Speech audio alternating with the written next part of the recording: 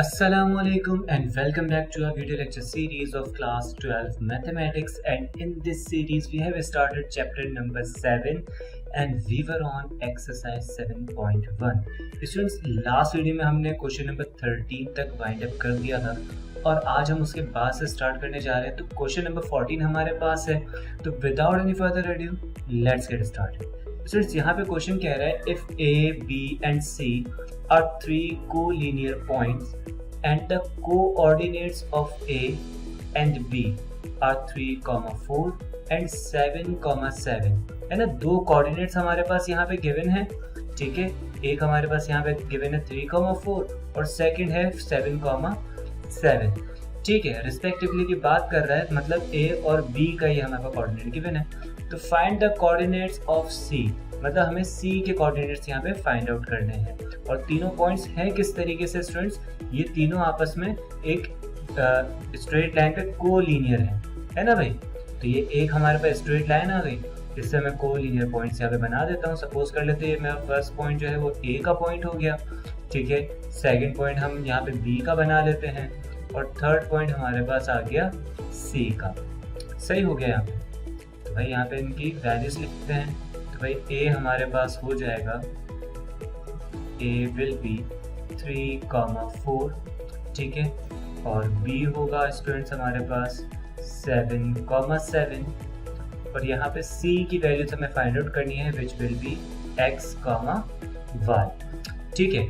और यहाँ से A और C का डिस्टेंस हमें गिवन है, मतलब पॉइंट A से लेके पॉइंट C तक का डिस्टेंस हमें गिवन हो गया विच इज 10 यूनिट्स। सही है। तो यहाँ से हमारे पास ये जो हमारे पास डिस्टेंस आ रहा है स्टूडेंट्स, ये पूरा ये वाला कितना है 10 यूनिट्स का डिस्टेंस है, ठीक है। अब इस डिस्टेंस को हम एज अ रेशो डील करने वाले हैं, सही है। सपोज कर ले कि ये जो C का पॉइंट है ये इस लाइन को एक्सटर्नली क्या कर रहा है, कट कर रहा है, ठीक है। मतलब A और B की लाइन को ये C का पॉइंट एक्सटर्नली कट कर रहा है। तो ये जो 10 यूनिट्स होगा ये m की वैल्यू हो जाएगी, है ना, m रेशो n। तो उसमें से m की वैल्यू हमारे पास क्या आ गई भाई, m की वैल्यू आ जाएगी हमारे पास 10। ये हमारे पास हो जाएगा स्टूडेंट्स n। और हमें n अगर चाहिए तो n किसे हम कहेंगे भाई, यहाँ b से लेके बेसिकली जो c तक का डिस्टेंस है वो हमारे पास n होगा। तो फिलहाल n नहीं है हमारे पास, है ना। n का मतलब क्या है, b से लेके c तक का डिस्टेंस। तो भाई ये डिस्टेंस हम कैसे निकालें, तो सबसे पहला काम हमें क्या करना है भाई, इस डिस्टेंस के निकालने का काम करना है। तो हम क्या करेंगे, हम इस डिस्टेंस के बजाय हम A से लेके B तक का डिस्टेंस निकालेंगे, है ना। क्यों, क्योंकि हमें A से लेके C तक का डिस्टेंस गिवन है 10। अगर हम A और B का डिस्टेंस निकाल लें तो उससे हम 10 में से माइनस करवा सकते हैं। जब सब्ट्रैक्ट करवाएंगे तो हमें B और C का डिस्टेंस पता चल जाएगा। तो भाई यहाँ पे हम लिखते हैं इसके सॉल्यूशन में फर्स्टली find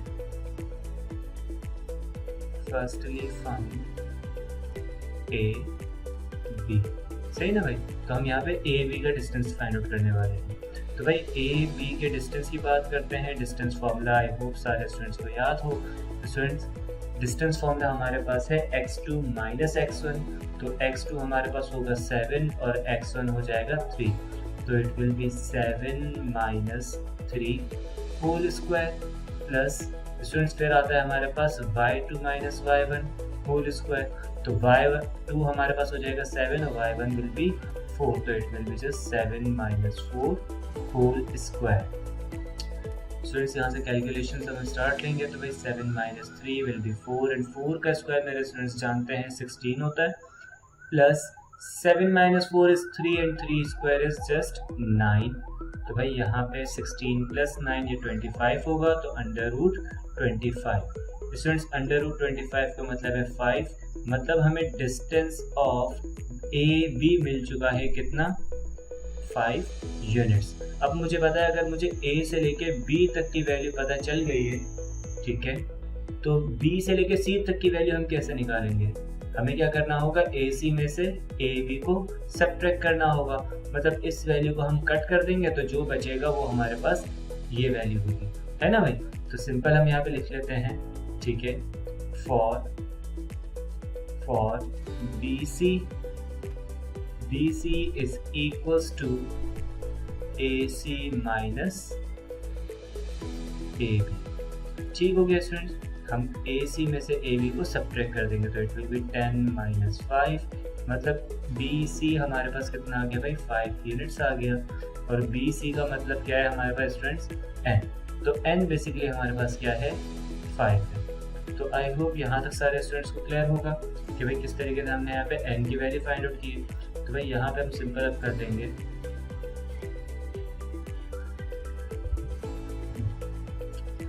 तो भाई यहाँ पे अब हम कहेंगे कि भाई हमारे पास रेशो एम एन ये बराबर है 10:5 के, ठीक है। और हमें सी की वैल्यू चाहिए, तो भाई x1 x2 y1 y2 ये सारे पॉइंट्स देख लेते हैं। भाई x1 हमारे पास क्या होगा 3 होगा, और x2 हमारे पास स्टूडेंट्स 3 ही है ना x1 जी, x1 3 है और x2 हमारे पास 7 है। सिमिलरली y1 की बात करें तो y1 is 4 and y2 is 7। ठीक हो गया, तो स्टूडेंट्स हम रेशो फार्मूला के थ्रू c की वैल्यूज फाइंड आउट करेंगे।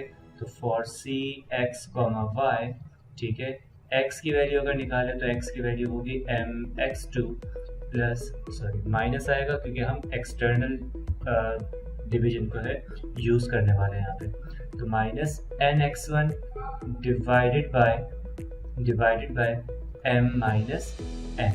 तो स्टूडेंट्स ये हो जाएगा m टाइम्स x2 है तो it will B 10 times 7 minus 5 times 3 और डिवाइडेड बाय स्टूडेंट्स हमारे पास क्या है 10 माइनस 5, तो मैं डायरेक्टली 5 लिख रहा हूँ यहाँ पे, सही है। फर्दर इसको सॉल्व करें तो 10 7 इट विल बी जस्ट 70 और 5 3 15, 70 माइनस 15 करें तो स्टूडेंट्स आता है 55। डिनोमिनेटर में 5 है तो भाई यहाँ पे x की वैल्यू हमारे पास हो जाएगी 11, सही है। तो x हमारे पास आ गया। अब यहाँ से y कैलकुलेट कर लेते हैं। सो इट्स y का formula my2 minus ny1 divided by m minus n। ठीक है, तो m की वैल्यू है 10/2 जो है वो हमारे पास है 7 के बराबर, माइनस 5 टाइम्स 4, सही है, y1 की वैल्यू 4 है, डिवाइडेड बाय 10 माइनस 5 तो ये भी 5 के बराबर आने वाला है।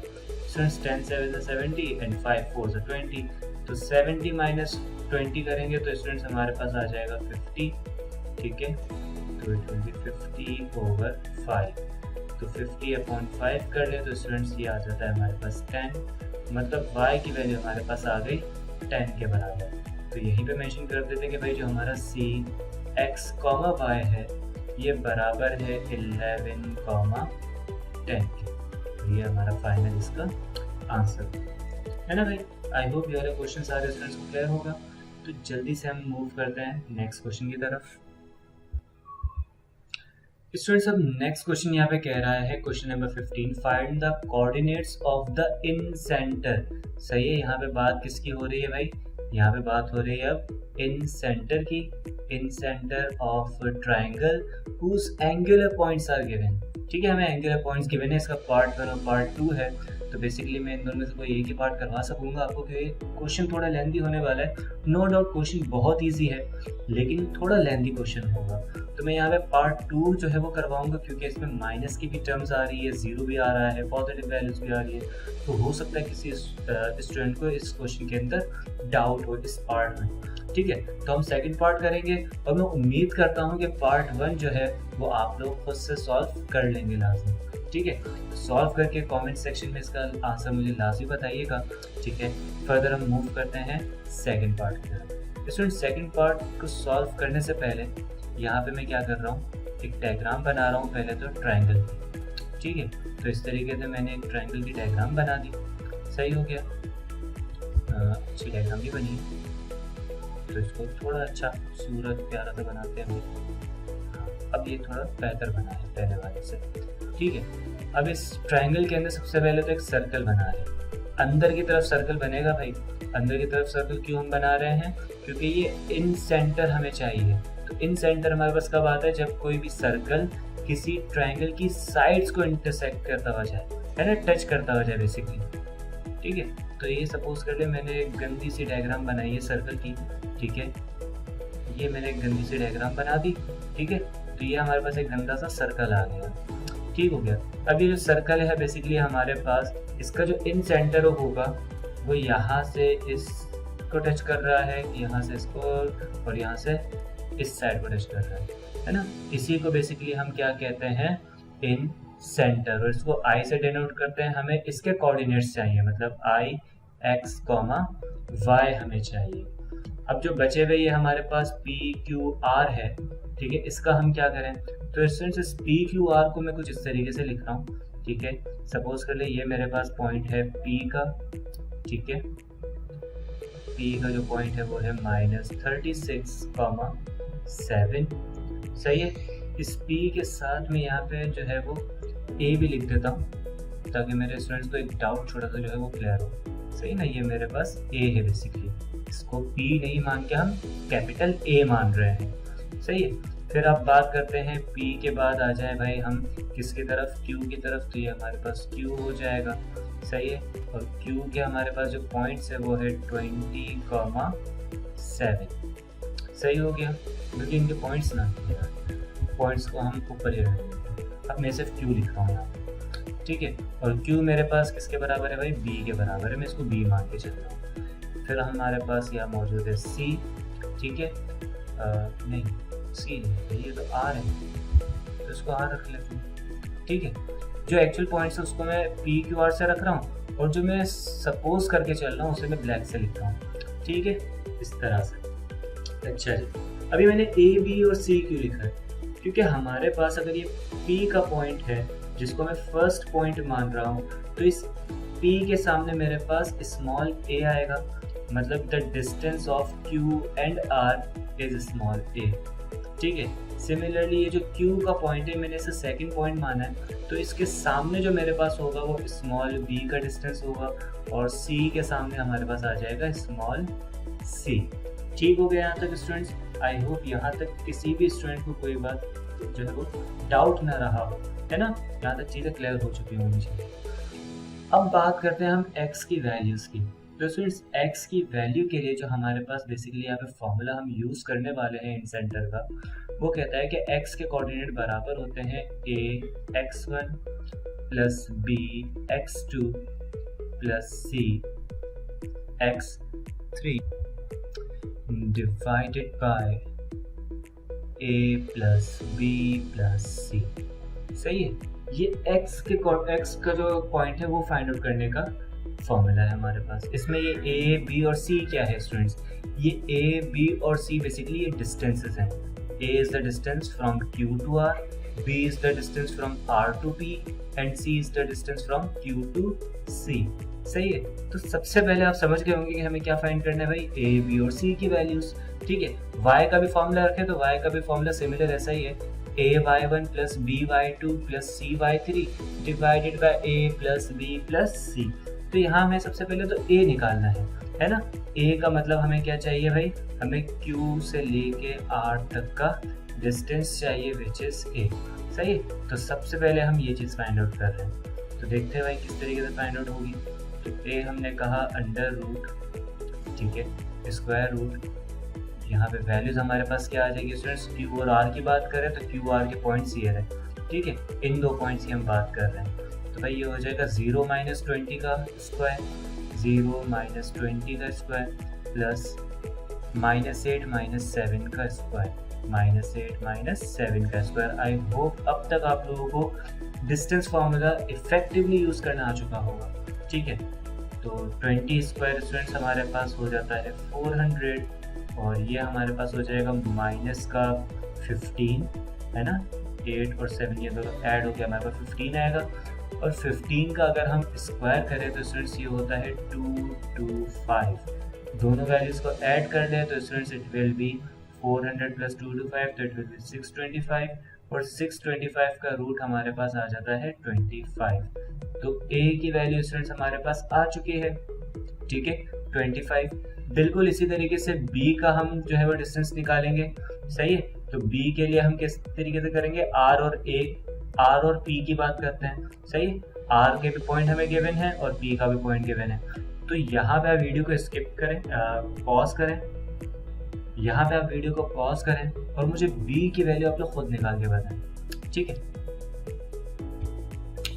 तो भाई आपके पास b और c इन दोनों के डिस्टेंसेस आ चुके होंगे, है ना। b का डिस्टेंस आपके पास आया होगा 39 यूनिट्स और c का डिस्टेंस आपके पास आया होगा 56 यूनिट्स, ठीक है। ये 56 है, सही हो गया। अब हमें क्या करना है स्टूडेंट्स, इसको उठा के हमें जस्ट हमारे फॉर्मूला में पुट करना है, ठीक है। तो x में हम पुट कर देते हैं, a की वैल्यू स्टूडेंट्स हमारे पास क्या आई थी, मैं ज़रा बस लिख लूँ, 25 आई थी, ठीक है। तो यहाँ पे हमने रख दिया 25। x1 की वैल्यू अगर हम यहाँ पे रखें